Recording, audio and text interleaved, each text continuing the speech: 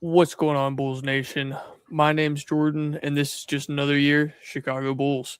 Today, we're going to talk about another assistant coach signing. We got Jonah Herscu this time, and I'm going to be going over a little bit about his background, giving a little rundown on him, and why I think this addition is a good addition. But before we get into that, if you like the staff that Bryson Graham has built so far this season and so far in his front office tenure, go ahead and hit that like button. Now, a little bit about John Herscu. He's only 33, but he's got 17 years of experience around both the league and the WNBA. He was most recently in Portland. He was over there from 2022 to 2026, both with the Blazers and as their G League affiliation head coach. So he was an assistant coach under Chauncey Billups for 3 seasons before being named the head coach of the Portland Trailblazers G League affiliate. He also ran Portland Summer League teams in back-to-back years. Prior to that, he was with the Sacramento Kings from 2019 to 2022. He spent time as an advanced scout before being promoted to assistant coach. Before that stint, he was with the Los Angeles Lakers, worked as an assistant video coordinator, player development assistant, and he was also an advanced scout there. And then prior to that 2016,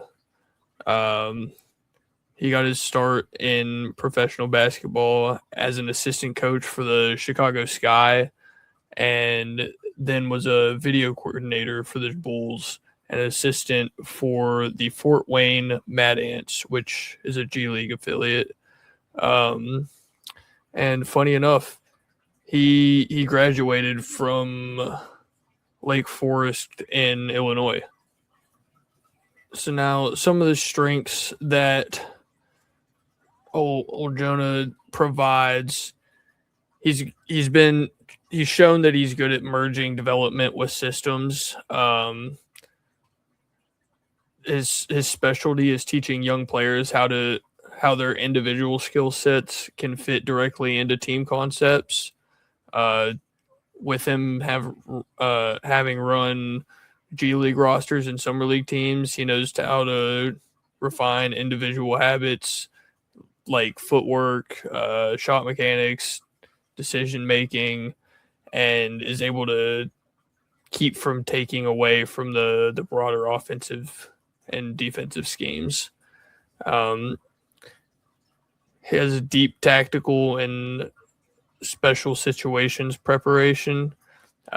He's got a lot of experience as an advanced scout and a video coordinator, so he's a meticulous film room strategist, particularly well regarded for his work on special situations, after timeout sets, into quarter execution, and late game possession management. Something that you don't see a lot is he has a formal academic foundation in sports psychology and coaching. So instead of strictly coming from a playing career, he built an academic foundation designed for coaching. So he designed his own major at Lake Forest College and holds a master's degree in sports science. And this background has helped him communicate effectively, manage diverse personalities, and even apply modern motivational techniques. He's extremely versatile, having that 17 plus years of basketball operations.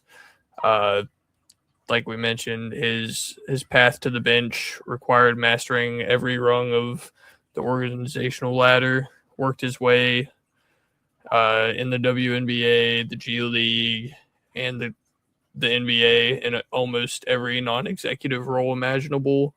being a video coordinator, advanced scout, player development coach, assistant coach, head coach. And that experience gives him a complete understanding of how basketball franchise operates from top to bottom. He's been in a lot of systems. He's been in a lot of positions. And just having that knowledge is a really good strength. And he does have proven head coaching reps and showed his in-game decision making. Since he was the head coach for the G League's Rip City Remix, they won 59.1% regular season games. And in Portland Summer League squad, he brought a real top chair experience to Splitter's staff, funny enough. He's coming over with Tiago from Portland. So that connection as well is going to be a nice thing to have on that bench. So he isn't just suggesting adjustments from the back row. He has an experience managing game flow, timeouts, rotational shifts, and real-time pressure. So those are some pretty good strengths in my opinion. Now, the weaknesses, he does have limited NBA head coaching experience under pressure, where he was the head coach for Rip City and Summer League squads. He's never held a lead head coaching position at the NBA regular season or playoff level, which he's got plenty of G League and Summer League reps, which good for tactical knowledge, but the managing elite talent, quick high stakes situations and live game adjustments against top NBA head coaches are obviously a steeper learning curve. But he's not the main guy. He's there to help Tiago in any way that he can. So even if he doesn't have the highest experience at the highest level, any extra knowledge is going to be beneficial in the position that he's in. He didn't have a high-level playing career. He went through the ranks through being in the video room, scouting, analytic path, instead of being a former high-level college or NBA player. So, I mean, non-player coaches have a lot of success around the league. Coaches with a professional playing background often have to work twice as hard early to earn immediate buy-in and respect from established NBA vets. So it's kind of a, is it better? Is it not better? Is it like, it's all opinionated essentially, but didn't play basketball, but yet he's been around for coaching. There's no real transitioning that he had. He doesn't have a real transition from development to a winning mandate.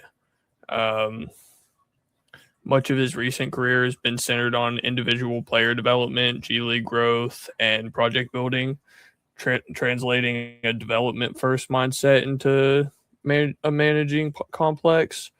Win now game situations, crunch time execution, and veteran minutes management can sometimes lead to growing pains for younger assistant coaches. So he's just going to have to help figure out that, okay, this is when these guys should play. This is when these guys should play. Having these guys playing these minutes is hurting these guys, so on and so forth. He hasn't really been in a situation to where he's had to transition the development mind to, all right, we want to win the game mind. He does have an unproven track record as a primary scheme coordinator. His previous NBA assistant roles with Sacramento and Portland, He served as a key support coach, scout, and player development resource rather than the primary defense or offensive coordinator calling the shots. So he's stepping into an elevated role under Splitter this season, which means he'll be expected to design and implement scheme details on a nightly basis. A responsibility that he's still proving at the top level.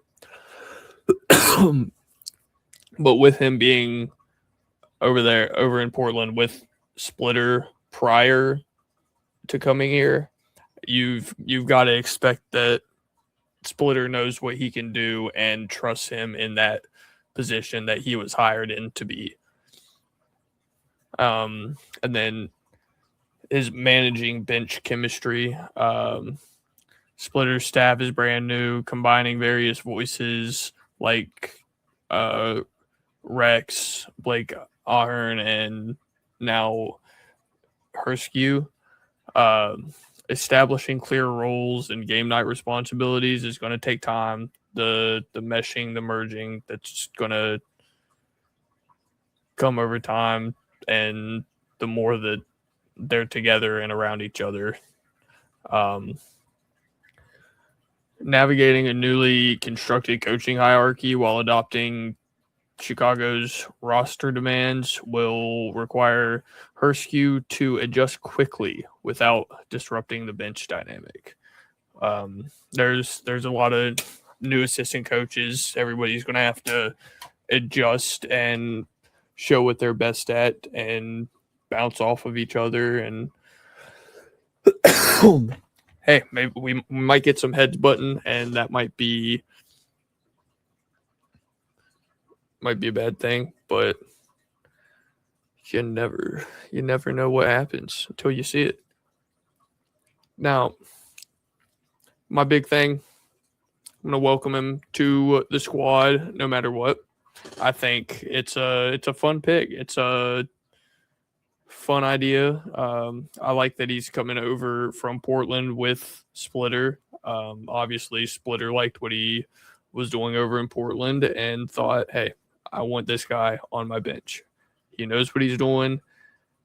I know what he's doing. They already have the same. They share a mindset and a vision and a goal, and I think that's great for Splitter to have on his bench. So, again, my thoughts. I'm really happy with the signing. A guy from Illinois coming out of Chicago, back to Chicago now, and previous ties with Splitter, I think is great. I think it's definitely an upgrade from what we had and what we saw on Billy's bench. So I don't have anything to complain about with this assistant signing, and I'm excited to see what Splitter and his staff and the Bulls end up doing through the rest of the season. Now, if you guys are excited for the staff and the front office, the coaching staff, the roster that Bryson Graham has been building, let me know in the comments. I'm really loving what he's doing, and I think that it's going to be a really fun season. While you're down there leaving that comment, if you wouldn't care, hit that subscribe button if you're not already, and go ahead and click that bell too, because then you'll be notified when we're posting videos, giving you all the Chicago Bulls news and keeping you up to date. That being said, I appreciate you coming out and watching, and hope you enjoyed. And have a great rest of your day, morning, night, evening, whenever it is you're watching. Peace.